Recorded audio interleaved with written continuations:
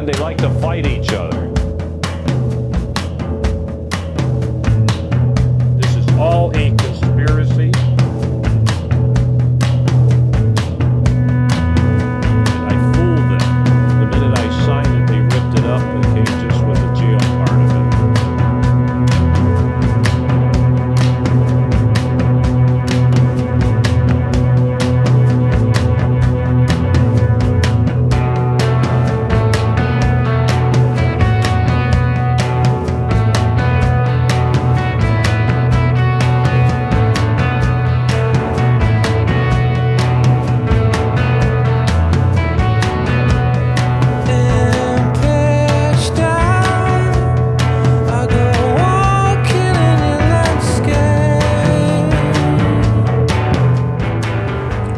I started seeing everybody at the tank that started leaving, and they started leaving me behind.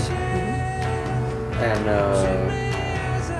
the sheriff just told me that ICE had a hold on me. So I told them that how could that be possible when I'm a U.S. citizen, born in the United States.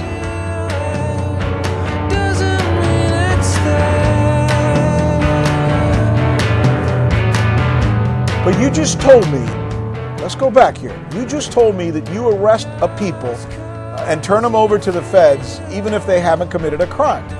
No, they did commit a crime. They are here illegally. But how did you know they were here illegally? And then you went on to tell me it's because of the clothes they wore. Well, you look at the federal law. The federal law specifies the speech, the clothes, the environment, the erratic behavior. It's right in the law. Well, let me ask you a question then. What happens if you detain someone who you think their speech is erratic or their behavior is erratic or their clothes is erratic, and it turns out they just didn't have the ID with them, but they're perfectly legal, and you've just taken them in to some federal detention center and they were able to get out? I'm sure that's happened. No, we don't take them in. We have computers. We do preliminary checks on the streets. Teenager Pedro Marquina was in the middle of it yesterday, handcuffed and detained for hours by deputies. Today, he's a free man. No, pues íbamos en la troca los tres. He says he and two other men were riding in this landscaping truck when they were pulled over for a broken taillight. Nada, no me dieron nada. Pedro claims deputies asked him for proof of residency, but he didn't have his papers. They were back home with his worried family members. Pedro claims he was pulled over because of the color of his skin. The sheriff's standard answer hasn't changed despite heavy criticism. We just do our job, and it doesn't matter what ethnic background they are. It doesn't affect us. But you've detained nonetheless, and pardon me for staying on this, you've nonetheless potentially detained a perfectly legal American citizen or resident of the United States who you should have left alone. We never, no. Who said that? You just did. You said, no, I don't say you said legal. You sometimes detain people who are legal. No, I said illegal. Business owner Robert Larios, a high school football coach and father of two, was arrested last month when the sheriff conducted a crime sweep here. It happened so quick, I couldn't show him my ID.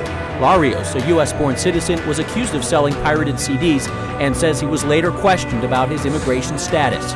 Within a week, the charges were dropped, but he spent a day in jail. You know, it took a whole day of sales from me. My wife didn't know where I was at. The crime sweep has also hurt Larios' business.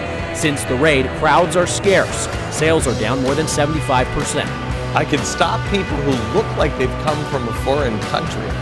I mean, are they wearing sombreros or what? I mean, what does that mean exactly?